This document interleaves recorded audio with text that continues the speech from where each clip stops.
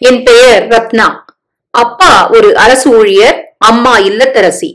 அப்பாவுக்கும் அம்மாவுக்கும் நல்ல புரிதல். மொத்த அன்பையும் கொட்டி வளர்க்க ஒரே ஒரு குழந்தையுடன் நிறுத்திவிட்டார்கள். பிறந்த ஒன்றும் பெண். அப்பாவோட அம்மாவுக்கு, அதாவது என் பாட்டிக்கு நான் பிறந்ததில் அவ்வளவாக விருப்பமில்லை. அவங்களுக்கு ஆண் பிள்ளைதான் உசத்தி. பெண்ணுன்னா வீண் செலவாம், பிறந்த வீட்டுல தங்க மாட்டாளாம். நான்சென்ஸ். ஆனா ஏன் அப்பா அப்படி இல்லை. அப்பாவுக்கு நான் பிறந்ததுல அவ்வளவு சந்தோஷம். அப்பாவுக்கு பொண்ணுன்னா அவ்வளவு இஷ்டம். உலகத்துல இருக்கிற ஒட்டுமொத்த சந்தோஷத்தையும் கொட்டி என்ன வளர்த்தாரு அப்பா.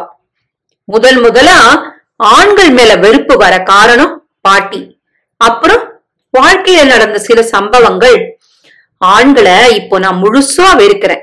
எப்ப பார்த்தாலும் என்னவோ அவங்களுக்கு மட்டும்தான் பாக்குற சுதந்திரம் இருக்கிற மாதிரி, பெண்களை விழுங்குற மாதிரி பாக்குற அந்த அநாகரிகமான செயலையும், பெண்களை வெறும் மோக பொருளா பார்க்கும் அவங்களோட உலக அறிவையும், இப்படி சொல்லிக்கிட்டே போலாம். ஆண்கள் எல்லாம் சந்தர்ப்பவாதிங்க, சுயநலவாதிங்க அப்படிங்கிறது என்னோட கருத்து. அனுபவத்துல நான் பயின்ற பாடம். காதல், இந்த வார்த்தைக்கு தான் எவ்வளவு மயக்கம். இந்த ஒரு வார்த்தை தான் இந்த உலகையே இயக்கிக்கிட்டு இருக்கிறது அப்படிங்கிறது அநேகமா ஒட்டுமொத்த இளைஞர்களோட கருத்தா இருக்கலாம். நானும் ஒப்புக்கிறேன், தப்பு இல்ல. ஆனா அந்த உணர்வுல எனக்கு எந்த விதமான மயக்கமோ உடன்பாடோ இல்ல. பற்றுதல் சுத்தமாவே இல்ல. காதலுக்கே இல்லைன்னா கல்யாணத்துக்கு கேட்கவா வேணும்? ஒரு நாள் வடபழனி பஸ் ஸ்டாண்ட்ல தான் அவனை பார்த்தேன். அவன் பேர் கூட எனக்கு தெரியாது. ஆனா அடிக்கடி அவனை தான் அங்க பாப்பேன். அவனோட சில செயல்கள் அவன் பக்கம் என் கவனத்தை திசை திருப்பிச்சு. நல்லா கவனிங்க, கவனம் மட்டும்தான், காதல்லாம் இல்ல. ஒரு நாள் பஸ் நிரம்பி வழிஞ்சுது. அவன் சீட்ல ஜம்முன்னு உட்கார்ந்துட்டு இருந்தான். தள்ளாத வயசான பெரியவர் ஒருத்தர் நின்னுகிட்டே பயணம் பண்ணிட்டு இருந்தார். மனசாட்சி இல்லாத மனிதர்கள் அங்க கண்டும் காணாம உட்கார்ந்துட்டு இருந்தாங்க. யாரும் எழுந்து அவருக்கு இடம் தர முன் வரல. ஆனா அவன் தந்தான். அவன் எழுந்து பெரியவர் உட்கார்றதுக்குள்ள இன்னொருத்த அங்க வம்படியா உட்கார்ந்துட்டான். அவனை எழுப்ப இவன் பட்ட பாடும். அவன் சலிச்சுக்கிட்டே எந்திரிக்கும் போது பெரியவரோட பஸ் ஸ்டாப் வந்து அவர் இறங்கிட அங்க ஓரமா இவன் அசடு விழுந்ததுதான் அவன்கிட்ட என் கவனம் போறதுக்கு காரணமா இருந்த முதல் சம்பவம். இன்னொரு நாள் கண் பார்வை இல்லாத ஒரு பெண்மணி பஸ்ல ஏற போராடுறதையும் பொருட்படுத்தாம, மத்த பயணிகள் எல்லாம் முந்திக்கிட்டு ஏறுறதையும் சகிச்சுக்க விரும்பாம அந்த பெண்ணை பேருந்துல ஏத்தி விட்டு அவளை ஒரு சீட்ல உட்கார வச்சு அவளோட பஸ் ஸ்டாப் வர வரைக்கும் வழித்துணையா போனான். இந்த மனிதாபிமான உள்ள செயல் அவனை ஒரு மனுஷனா மட்டுமில்லாம அவனோட முகத்தை என் மனசுல அழுத்தமா பதிய வச்சுது. இன்னொரு நாள் வாட்ட சாட்டமான ஒரு பெண்மணி சாலைய சரியா பார்க்காம கடையின் உள்ள ஒரு பொம்மைக்கு சுத்தி இருந்த புடவைய விரிச்சுக்கிட்டே வந்து ஒருத்தர் மேல மோதிட்டா. மோதினதோட நிக்காம, என்னையா கண்ணை எங்க வச்சுக்கிட்டு வர, ஒரு பொம்பளைய பாத்திர கூடாதே, இடிக்கிறதுக்குனே வருவீங்களே என்று சத்தம் வேறு போட்டாள். உண்மையை சொல்ல வேண்டுமெனில் எதிரே வந்த அந்த ஆள் மீது தவறில்லை. அந்த இடத்தில் இருந்த அவனோ நிலைமையை சுமூகமாக்க, விடுங்கம்மா, ஏதோ தெரியாம நடந்துருச்சு, யாராவது தெரிஞ்சு மோதுவாங்களா என்று சொல்ல, அந்த பெண்மணியும் அதான பார்த்தேன், பொம்பளைக்கு ஒண்ணுன்னா வரிஞ்சு கட்டிக்கிட்டு வந்துருவீங்களே, போயா, இது எனக்கும் இந்த ஆளுக்கும் நடக்கிற பிரச்சனை, நீ யார் நடுவுல இன்னும் கேட்டாலே பாக்கலாம். அவன் மீண்டும் அசடு வழிந்தான். சுற்றி இருந்தவங்க எல்லாம் கழுக்குன்னு சிரிக்க, அவனும் அசடு வழிய சிரிச்சுக்கிட்டே நல்லதுக்கே காலம் இல்லைங்க என்று சொல்லிவிட்டு நகர்ந்தான். இது கௌதம். என்னை பத்தி நானே புகழ்ந்துக்க கூடாது, அது முற்றிலும் அநாகரிகமான செயலா இருக்கும். சின்னதா சொல்லணும்னா, நான் ஒரு சோசியல் ஆக்டிவிஸ்ட் மற்றும் எழுத்தாளர், ரைட்டர். எனக்கு பெண்களை ரசிக்கிறது ரொம்பவுமே பிடிக்கும். பிரம்மனோட படைப்புல உன்னதமான படைப்பே பெண்கள் தானே. மழலையா, பூப்படிந்த குமரியா, பருவ மங்கையா, மாற்றான் தோட்டத்து மல்லிகையா, நடுவயது அன்னையா, முதிர் பாட்டியான்னு சொல்லிக்கிட்டே போகலாம். காதலிக்கிறது எனக்கு ரொம்ப பிடிச்ச செயல்ல ஒண்ணு. ஒவ்வொரு ஜீவராசிகளையும் காதலிச்சா மனசுக்கு தோணும் இனிமையும் அதனால உண்டாகும் சுகத்தையும் விவரிக்க வார்த்தைகளே போதாதில்ல. அன்னைக்குதான் அந்த பஸ் ஸ்டாப்ல அவளை முதலா நான் பார்த்தேன். அவ பேர் கூட எனக்கு தெரியாது. ஆனா பார்த்த முதல் நாளே அவளோட முகம் என் மனசுல ஆழமா பதிஞ்சிட்டுது. அவளை எங்கேயோ பார்த்திருக்கேன். இந்த முகம் எனக்கு ரொம்ப பிரசித்தி பெற்ற முகமா இருக்கே, எங்க பார்த்தேன்? யோசிச்சேன், ரொம்ப நேரம் யோசிச்சேன். விடைதான் கிடைக்கல. மீன்களை போல கூர்மையான விழிகள், இருள் சூழ்ந்த மேகங்களை போல கருமையான முடிக்கற்றைகள், மென்மையான கூர்மையான நாசி, ரவிவர்மன் ஓவியம் போல பரந்த நெற்றியில சின்னதா திருநீர் கீற்றல், அணில் குறித்த கனிகளை போல சுவை ததும்பும் இதழ்கள், தங்கமென மின்னும் கன்னம், கழுத்திலிருந்து வழிஞ்ச சிறு சிறு பொற்காசுகளனான அங்கம், மெல்லிய இடை, முடிவில் சில்லிய பாதம். மொத்தத்தில் அவள் ஒரு மாடல் ஆர்ட் பேருந்தில் இருந்த அந்த பெரியவருக்கு உதவி செய்ய முன் வந்து நான் அசடு வழியும் போதுதான் அவ என்ன முதலா பார்த்தா. அடுத்ததா அந்த பார்வையற்ற பொண்ணோட பயணிக்கும் போதும், அப்புறம் அந்த வாட்ட சாட்டமான பெண்மணி கிட்ட நான் திட்டு வாங்கும் போதும், குறிப்பா அந்த 3ஆம் சம்பவத்துலதான் என் நிலைமையை கண்டு அவ ரொம்ப லைட்டா சிரிக்க கூட பண்ணான். அவ பார்வையில அப்படி ஒரு குரூரம் வேற இருக்கும். அதுவும் ஆண்களை பாக்குறது போது மட்டும். ஏன், என்ன காரணம் அப்படிங்கிறது அவளுக்கு மட்டுமே தெரிஞ்ச விஷயம். அந்த கொடூரமான பார்வையிலும் ஒரு வகையான காதலை பார்த்தேன்னா, இவ என்னவள், எனக்காகவே கடவுளால் அனுப்பப்பட்டவள், இவளோடதான் இனி என் வாழ்வு அப்படின்னு அவ மனசுக்குள்ள மலரை சுற்றி வரும் மண்டுக்களை போல ரீங்காரமிட்டது. மெல்ல மெல்ல அவ வசம் நான் விழுந்தேன். எப்படியாவது அவகிட்ட பேசிடணும்னு துடிச்சேன். ஆனா அவளை பார்க்கும்போது பயம் தொத்திக்கும். ஆபீஸ் வேலைகள்லாம் சீக்கிரமா முடிச்சிட்டு பஸ்ஸுக்காக ஓடுவேன், அவளோட வரவை பாக்குறதுக்கு தான். அவளோட வருகைக்கு அப்புறம் என்னை சுற்றி நடக்கிற எல்லா விஷயங்களுமே அற்பமா தோணும் எனக்கு. ஒண்ணு மட்டும் தெளிவாச்சு, எனக்கு அவ மேல ஈர்ப்பாகுது. அப்போதான் ஒரு நாள் அவளை முதல்ல ஸ்பரிசிக்க ஒரு சந்தர்ப்பமும் கிடைச்சது. அன்னைக்கு அவனும் அந்த பேருந்து நிறுத்தத்துல இருந்தான். இப்பெல்லாம் அவனை நான் தினமும் பாக்குறேன். அது தற்செயலா இல்ல அவனோட செயலாங்கிறது தான் எனக்கு விளங்கல. பற்பல நிமிஷங்கள் போயும் அங்க அன்னைக்கு பஸ் வரவே இல்லை. பஸ் டிரைவருக்கும் கண்டக்டர்களுக்கும் ஏதோ நடுவுல பிரச்சனை போல. இன்னைக்கு பஸ் வராது, அப்படியே வந்தாலும் கொஞ்சம் நேரமாகும்னு எவனோ ஒருத்தன் நிறுத்தத்துல நின்னுகிட்டு இருந்த எல்லார்கிட்டையும் பார்த்து பொதுவா சொல்லிட்டு தான் நகர்ந்தான். ஷேர் ஆட்டோக்கள் குவிந்த வண்ணமா இருந்துச்சு. மக்களும் சாரையா ஷேர் ஆட்டோக்களை நோக்கி படையெடுத்தாங்க. வந்து நின்ன 2-3 மினிட்ஸ்லயே கூட்டம் நிரம்பி வழிய ஆட்டோக்கள் பயணமானது. கிளாம்பாக்கம் மார்க்கெட்ல மினி வேன்ல மூட்டையா அடைபட்டு செல்லும் காய்கறி மூட்டைகளை போல மக்கள் கூட்டம் பிதுங்கி வழிஞ்சு மூச்சு கூட விட முடியாத நிலையில ஆண் பெண் பேதமின்றி ஒருவர் மேல ஒரு பட்டுக்கிட்டு உட்கார்ந்துகிட்டு போனாங்க அந்த ஆட்டோல. அத பார்க்கும்போது கோபம் பொத்துக்கிட்டு வந்தது எனக்கு. கன்னங்கள்லாம் சிவப்பாயிடுச்சு. நானும் இப்படித்தான் போடுமா என்று நான் எண்ணும் பொழுது அங்கே ஒரு ஷேர் ஆட்டோ வந்து நின்றது. கூட்டம் இப்பொழுது கொஞ்சம் குறைந்து காணப்பட்டது. அவன் டிரைவருடன் முன்னால் அமர்ந்து கொண்டான். அப்பாடா என்று பின்னால் ஏறி அமர்ந்தேன் நான். எனக்கு இடதுபுறத்தில் ஒரு பெண். டிரைவருடன் அவனும் மற்றொருவரும் இன்னொருவன் அங்கே குடிபோதையில் வந்தான். டிரைவரோ, யோ இருப்பா ஏறாத என்று அந்த குடிமகனை தடுத்து, சார் நீங்க கொஞ்சம் பின்னாடி உட்கார்ந்துக்க முடியுமா என்று அவனை கேட்டார். திரும்பி பார்த்தான். பின்பு சரிண்ண என்று பின்னுக்கு வந்தவன் நான் மெல்ல அவன் மேலே பட்டுவிடாத வண்ணம் நகர்ந்து கொண்டேன். மேலும் ஒரு பாட்டி சேர்ந்து கொள்ள அந்த வயதான பாட்டியோ எனக்கும் அவனுக்கும் நடுவில் அமர்ந்து கொண்டாள். தேங்க் காட் என்று பெருமூச்சுரைத்தேன். மெல்ல அவனை திரும்பி பார்த்தேன். அவன் என்னை காணாது தன்னுடைய பார்வையை படரவிட்டான். இவனிடம் நம்ம பேசினா என்ன என்று என் மனம் சலனப்பட்டது. ஒரு வினாடிதான். அதற்கு மேல் அந்த சலனத்தை நான் வளரவிடவில்லை. ஆனால் விதி என்று ஒன்று உள்ளதே, அது நம் எண்ணப்படி நமக்கு பூப்பாதையை அமைத்து தந்து விடுமா என்ன? தூரத்திலிருந்து அவளை ரசிக்கும் என் மனதிற்கு ஆட்டோவில் என் அருகிலேயே அமர்ந்திருக்கும் அவளை ரசிக்க தைரியம் வரவில்லை. ஆகவே என்னுடைய பார்வையை செயற்கையாய் வெளியில் செலுத்தினேன். அவள் இறங்கும் இடமும் வந்தது.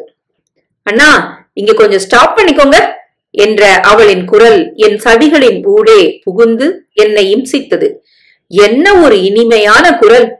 ஏனோ குரலில் ஒரு விதமான சோகம் மட்டும் பரவி இருந்தது. ஆட்டோ நிறுத்தப்பட்டது. நிறுத்திய இடம்தான் சரியில்லை. அங்கே சாலை உடைந்திருந்தது. சாதாரண சாலையில் இறங்குவதற்கும் அந்த சாலையில் இறங்குவதற்கும் சில வித்தியாசங்கள் உண்டு. அவளிற்கு வழி தரும் பொருட்டு நான் ஆட்டோவை விட்டு இறங்கி நின்றேன். அவள் எப்பொழுதும் இறங்குவதைப் போல் இறங்கினாள். உடைந்த சாலையில் அவளின் பாதங்கள் சுளுக்கிக் கொள்ள செய்வதறியாமல் ஹேண்ட்பேகும் லஞ்ச் பேகும் சிதறிய வண்ணம் சாலையில் விழுந்தாள். சில வினாடிகள் என்ன செய்வது என்றே புரியாமல் விழித்துக் கொண்டிருந்தேன். அந்த பாட்டி, என்னப்பா பார்த்துக்கிட்டே இருக்க, தூக்கி விடுப்பா என்றாள். நானும் அவள் அருகில் சென்று அவளின் வலது கரத்தை முட்டிக்கு மேல் பற்றி தூக்கி நிறுத்தினேன். அவளை ஸ்பரிசித்த என் விரல்கள் சில்லிட்டது. மனதில் சொல்லில் அடங்கா சந்தோஷம் குடிகொண்டது. நான் மீண்டும் ஆட்டோவில் ஏறி அமர்ந்தேன்.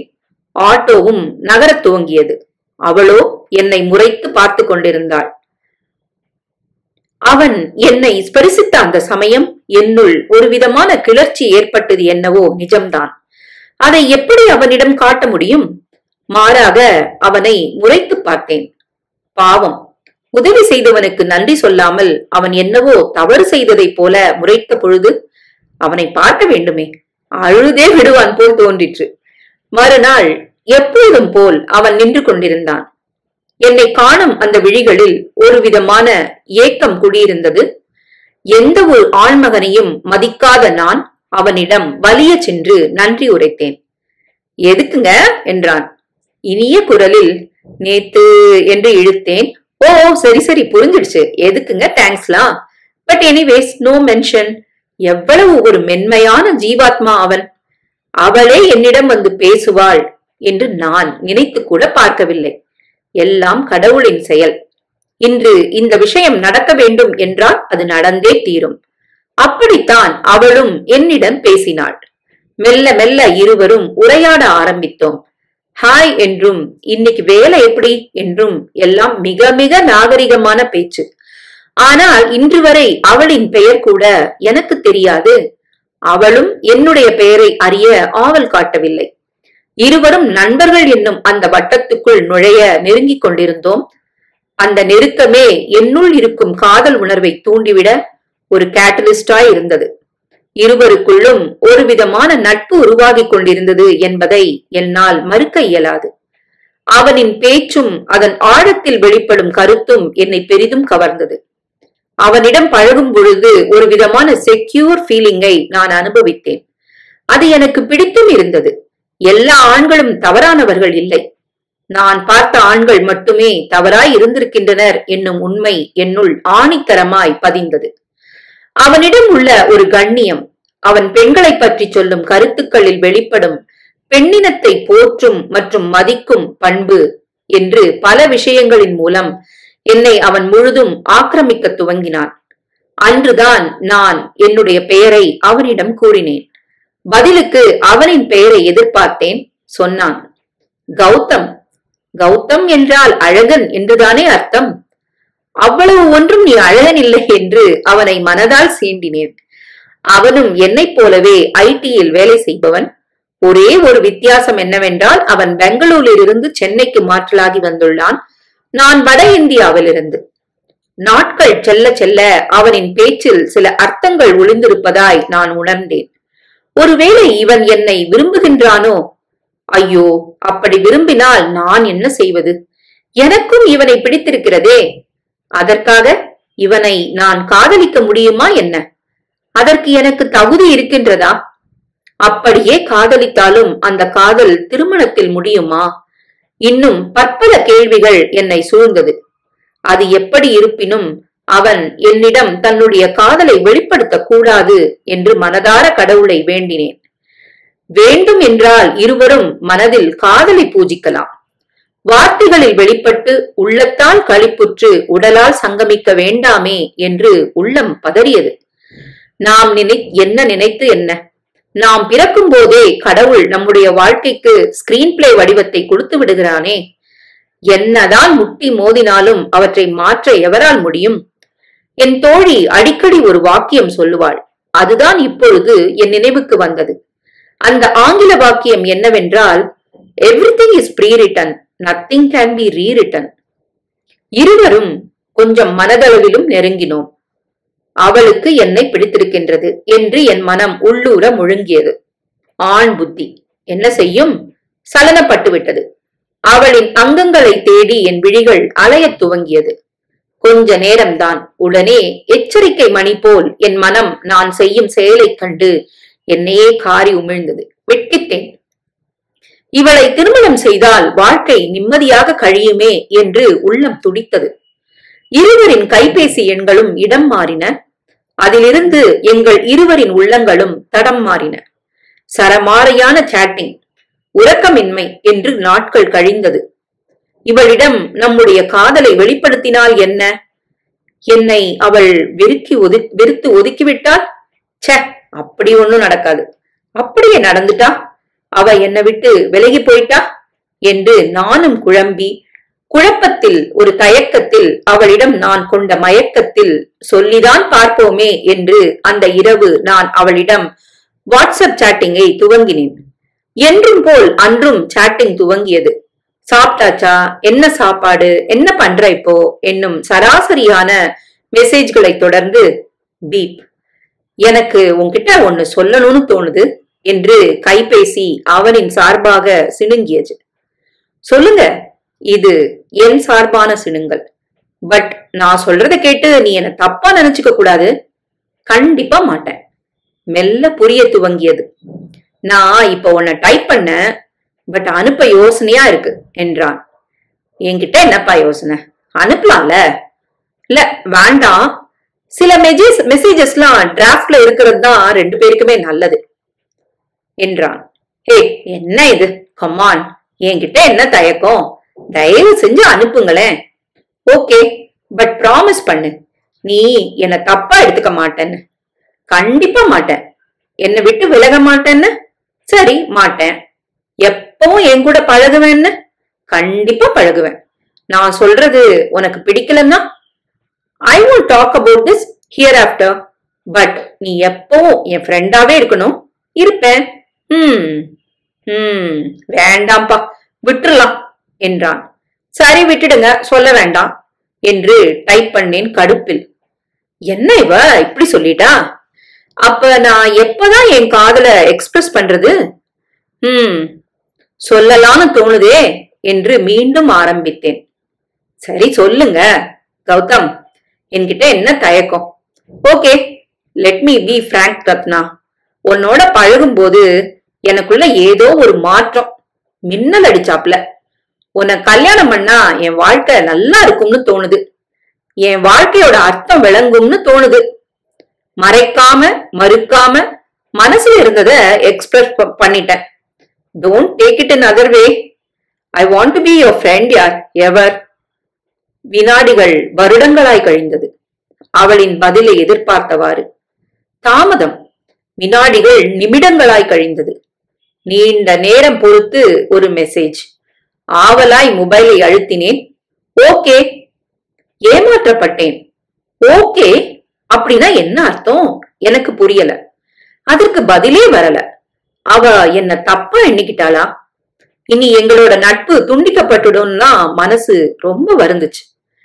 அவன்கிட்ட இருந்து அத்தகைய பதில நான் எதிர்பார்த்தாலும் அந்த பதில் வர வரைக்கும் நான் பட்ட பாடு அப்பப்பா சொல்ல இயலாது. அது வந்த பின்பு என்னிடம் ஏற்பட்ட மகிழ்ச்சிக்கு அளவே கிடையாது. ஓகே அப்படின்னா என்ன அர்த்தம்? எனக்கு புரியல. கொஞ்சம் தவிக்க விடலாமே என்னும் சராசரி பெண்ணின் குணம் என்னை ஆட்கொண்டதால் நான் ரிப்ளை செய்யவில்லை. பாவம், அவனின் முகம் இப்பொழுது எப்படி இருக்கும் என்று கற்பனை செய்தேன். சிரிப்பு கட்டுக்கடங்காமல் வெளிப்பட்டது. சந்தோஷத்தில் தூக்கம் எப்படி வரும்? என்ன, தூங்கிட்டியா? சரி, good night. But don't mistake me. Sorry if I heard you என்ற அந்த மெசேஜ் பாவம் அவன் என்று என்னை எண்ண வைத்தது. சிறு வினாடிகளே அந்த மகிழ்ச்சி நிலை கொண்டது. பின்பு என்னை பற்றி நானே எண்ணி வெட்கப்பட்டேன். மனதில் ஏதோ ஒரு பந்து போன்ற உணர்வு என்னை வெம்ப வைத்தது. கதறினேன், கடவுளே, எனக்கு மட்டும் ஏன் இப்படி? எனக்கு அவனை ரொம்ப பிடிக்கும். அவன் என்னை ஏற்றுக்கொள்வானா? நான் அதற்கு தகுதியானவளா? அவன் என்னை ஒதுக்கிவிட்டான் என்றால் நான் என்ன செய்வேன்? பிளீஸ், எனக்கு கௌதம் வேணும். I don't want to miss him. I love him to the core. Please, please, please என்று மனம் கெஞ்சியது. என் வாழ்க்கை நல்ல பாதையில் செல்வதையோ என் புலம்பலையும் கெஞ்சலையும் கடவுள் ஏறெடுத்து கூட பார்க்கவில்லை என்று எனக்கு சில தினங்களிலேயே புரிய துவங்கியது. நாட்கள் 3 ஆகியது. இன்னும் அவளிடம் இருந்து பதில் எதுவும் வரவில்லை.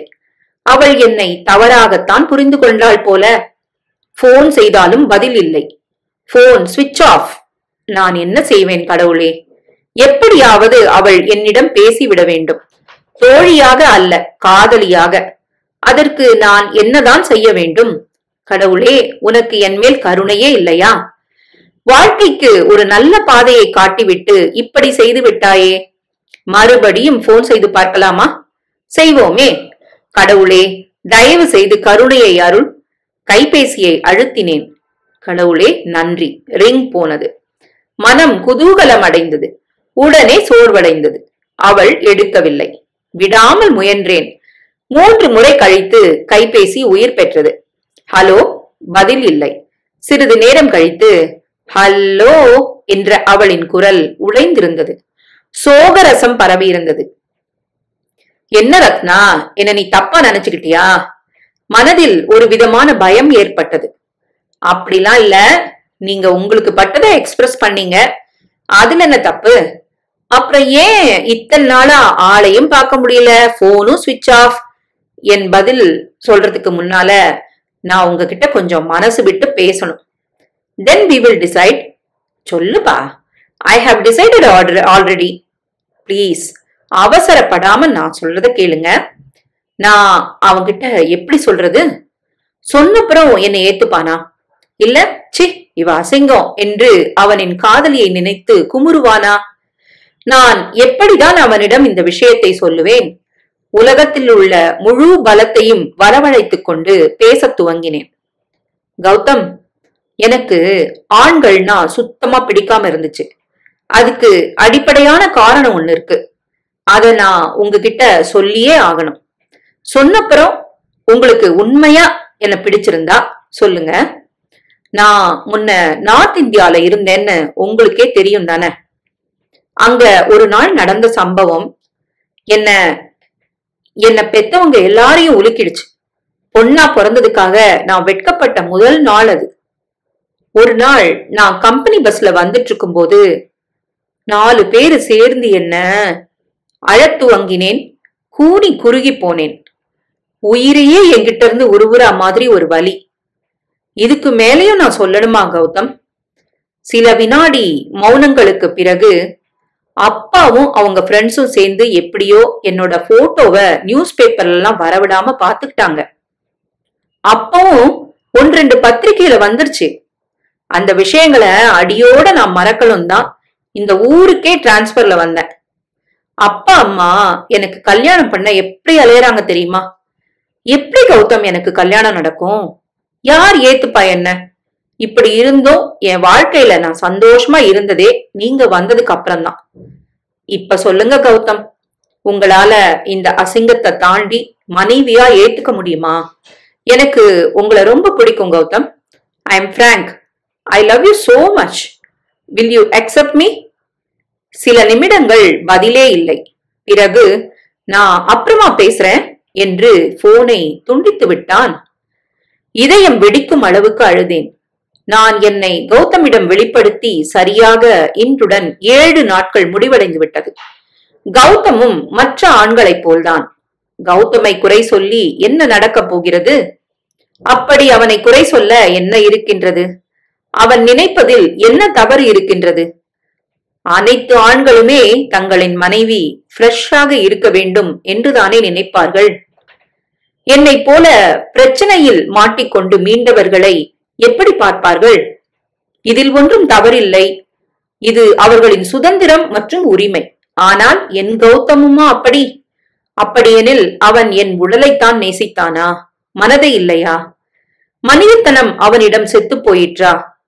கருத்தில் அப்படி பெண்ணினத்தை மதிக்கும் அவனின் உள்ளம் இவ்வளவு சிறியதா? நடந்ததை சொல்லும் போது கொஞ்சமும் வருந்தாமல் கட் பண்ணிவிட்டானே. இவனையா நான் ஆணினத்திலேயே உயர்ந்தவன் என்று எண்ணினேன். என்னதான் சொன்னாலும் மனம் அவனையே நாடுகின்றதே. அதனிடம் நான் எப்படி புரிய வைப்பேன் அவன் உன்னவன் இல்லை என்று? இந்த 7 நாட்களில் எத்தனை தடவை அவனுக்கு நான் போனில் முயற்சி பண்ணி பார்த்து விட்டேன். ஒவ்வொரு தடவையும் அவன் தன்னுடைய கைபேசியை எடுக்கவே இல்லையே. ஒரே ஒரு தரம் நான் கொஞ்சம் பிஸி, அப்புறமா பேசுறேன் என்ற மெசேஜ் மட்டும் வந்தது. பரவாயில்ல, இந்த அளவுக்காக நெஞ்சில கொஞ்சம் ஈரம் இருக்கே என்று நினைத்தேன். அவன் மீது பித்து பிடித்து போனேன். அவனோ என்னை பிடிக்காமல் சென்றான். இனி எந்த ஒரு ஆணையும் நான் நினைக்க கூடாது. மனதளவில் பெரும் பாதிப்புக்கு உள்ளானேன். அம்மா வேறு கல்யாண பேச்சை ஆரம்பிக்கலாமா என்று விடாமல் நச்சரித்தாள். ஏதோ 2ஆம் தாரமாய் செல்லும் பாக்கியமாம், நல்ல வரனாம். என் கோபம் முழுவதும் மொத்தமாக அவள் வசம் விழுந்தது. என்னை நேசித்தவனே என்னை பார்க்க விரும்பாத போது வேற எந்த ஆணால் என்னை புரிந்து கொள்ள முடியும்? ஆண்கள் அனைவரும் சுயநலவாதிகள், மற்றவர்களின் கஷ்டங்களை புரிந்து கொள்ளாதவர்கள். அப்படியே எங்காவது சென்று இறந்து விடலாம் போல் தோன்றிற்று. வாழவே பிடிக்கவில்லை. இனி எனக்கு ஆணின் துணை வேண்டாம், காதல் வேண்டாம், கல்யாணம் வேண்டாம் என்று எண்ணிய பொழுது வீட்டின் காலிங் பெல் ஒலித்தது. வானளாவிய அன்பை கௌதமிடத்தில் ரத்னா வைத்திருந்தாலும் அவன் அவளை உதாசீனப்படுத்தியதை அவளால் பொறுத்து கொள்ள இயலவில்லை. இனி அவனை ஒரு தரமும் நினைக்க கூடாது என்று மனதிற்கு தைரியம் சொல்லியவாறே அவனை நொடிக்கொரு முறை நினைத்துக் கொண்டிருந்தாள். எனினும் அவன் மேல் அவளுக்கு கட்டுக்கடங்காத கோபம் இருந்தது. அந்த தருவாயில்தான் நுழைவாயிலின் மணி ஒலித்தது. அழுது அழுது சிவந்த கண்களை அழுத்தி துடைத்துக் கொண்டு சென்று கதவின் தாழ்பாலை விடுவித்தாள். அவளின் எதிரில் எதிர்பார்க்காதவாறு கௌதம் நின்று கொண்டிருந்தான், சிறு புன்முறுவலுடன். உள்ள வரலாமா என்று மென்மையாய் கேட்டான். எவ்வளவுதான் அவன் மேல் கோபம் இருந்தாலும் ஒரு நொடியில் அனைத்து கோபமும் கதிரவனின் பார்வைப்பட்டு மறையும் பனித்துளி போல் மறைந்தது. எனினும் அதை காட்டிக்கொள்ளாமல் அழுகை பீரிட்டது. உள்ள வாங்க என்றாள் உடையும் குரலில். உட்காருங்க, நான் போய் உங்களுக்கு ஏதாவது சாப்பிட. அதெல்லாம் ஒண்ணும் வேண்டாம் என்று மீண்டும் மென்மையாய் பதிலளித்தான். நான் உன்கிட்ட கொஞ்சம் பேசணும் ரத்னா. பேசுறதுக்கு ஏதாவது இருக்கா என்ன என்றாள் இவள். நீ கோபத்துல இருக்கேன்னு நினைக்கிறேன். நியாயம்தான், அப்படிலாம் ஒண்ணும் இல்ல. நான் எதுக்காக கோவப்படணும் என்றாள். என் மேல? உங்க மேல கோவப்பட நான் யாரு? அப்பட்டமா தெரியுது உன் கோபம். அப்படிலாம் ஒண்ணும் இல்ல. சரி, நான் சொல்ல வந்ததை சொல்லிடுறேன் என்றான். சில நேரம் மௌனம். முதல்ல சாரி. அன்னைக்கு நான் அப்படி நடந்திருக்க கூடாது, தெரியாம நடந்துகிட்டேன். அதுக்காக நான் எத்தனை முறை வேதனைப்பட்டேன் தெரியுமா? என்னதான் முற்போக்கா சிந்திச்சாலும் நானும் மத்த ஆண்களை போலத்தானே நடந்துகிட்டேன். உன்னை காதலிக்க எனக்கு என்ன தகுதி இருக்கு? உண்மையா நான் உன்னை காதலிச்சிருந்தேன்னா உன் மனச புரிஞ்சுதானே நடந்திருக்கணும். நிஜமாவே நான் இந்த 7 நாளும் ரொம்ப பிஸியாவும் இருந்தேன் ஆபீஸ்ல. அதனாலதான் என்னால உன் போனை கூட எடுக்கவும் முடியல. அதுக்காக பிஸியா மட்டும்தான் இருந்தேன்னு சொல்ல வரல. அப்படி சொன்னா அது பொய்யாகிடும். உண்மைய சொல்லணும்னா உன்னை பத்தி நீ சொன்னது என்னை அதிர்ச்சி அடைய வச்சது என்னமோ நிஜம்தான். நான் ஏதாவது தப்பா பேசிடுவனோ அப்படிங்கிற பயத்துலதான் அன்னைக்கு உன்கிட்ட அப்புறம் பேசுறேன்னு சொன்னேன். அப்புறமா பொறுமையா யோசிச்சு பார்க்கும்போதுதான் தெரிஞ்சது அது எவ்வளவு பெரிய தப்புன்னு. ஏற்கனவே காயத்துல இருக்கிற உன்னோட மனச இன்னும் நான் ரணமாக்கிட்டேன்ல. எப்படிப்பட்ட அற்ப மனுஷ ஜென்மமா நான் இருந்திருக்கிறேன். இப்போ நாம பஸ்ல போறோம், எவ்வளவு பேர் இடிப்பாங்க. அதெல்லாம் பெருசாவா எடுத்துக்கிறோம். சே, இவங்கெல்லாம் மனுஷங்களே இல்லைன்னு அவங்களெல்லாம் நம்ம அவாய்ட் பண்ணிட்டு போல. அப்படிதானே இதுவும். பெண்களே மோக பொருளா நினைக்கிற இந்த மனுஷ மிருகங்களை கேவலமா நினைச்சு ஒதுங்கியும் வந்துட்ட. இதை என்கிட்ட சொல்லணும் கூட உனக்கு கட்டாயம் இல்ல. ஆனா நீ அதை மறைக்காம சொல்லி எனக்கும் என் காதலுக்கும் உண்மையா இருக்கேன்னு தானே அர்த்தம். அது எனக்கு புரிய ஒரு வாரம் ஆச்சு பாரு. இந்த உலகத்துல எத்தனை பேர் கட்டின கணவனுக்கே உண்மையா இருக்காங்க. ஒருத்தனை காதலிச்சு அவனோட மனசார சேர்ந்து வாழ்ந்து சந்தர்ப்ப வசத்தால வேற ஒருத்தனை கைப்பிடிக்கிற பெண்களும் இந்த உலகத்துல இருக்கத்தானே செய்யறாங்க. அவங்கெல்லாம் அவங்கவுங்க புருஷன்கிட்ட உண்மையை மறைக்கலன்னா இங்க யாருக்குமே வாழ்க்கையே இருக்காதே. இது ஆம்பளைங்களுக்கும் தெரியும். ஆனா தெரியாத மாதிரி தான் வாழ்றாங்க. அப்படி வாழலன்னா அவங்களுக்கும் வாழ்க்கை இல்லை. அந்த மாதிரி நீ செய்யலையே. உனக்கு நடந்தது ஒரு விபத்து. விரும்பி நீ எதுவும் செய்யல. இந்த விபத்துக்கு வெறும் கட்டு போட்டா சரியாயிடும். நம்ம பாஷையில சொன்னா கால் கட்டு. இப்ப சொல்றேன் மனசார, இனி இந்த விஷயத்த பத்தி நான் ஒரு வார்த்தை கூட பேச மாட்டேன். எனக்கு உன்னோட இறந்த காலம் முக்கியம் இல்ல ரத்னா. அது இறந்து போயிடுச்சு. வெறும் எதிர்காலம் தான் முக்கியம். அந்த எதிர்காலத்தை நல்ல ஒரு கம்பேனியனா நான் உன் கூட ஷேர் பண்ணிக்க விரும்புறேன். மனசை தொட்டு சொல்றேன். I still love you and I want to marry you. And I promise I'll be a good partner to you. யோசிச்சு உனக்கும் அதே மாதிரி தோணுச்சுன்னா கால் பண்ணு. நான் உன் கால்காக வெயிட் பண்ணிட்டே இருப்பேன். பை என்று வெளியேறினான். அழுகை அடங்கி ஆனந்தமானது ரத்னாவுக்கு.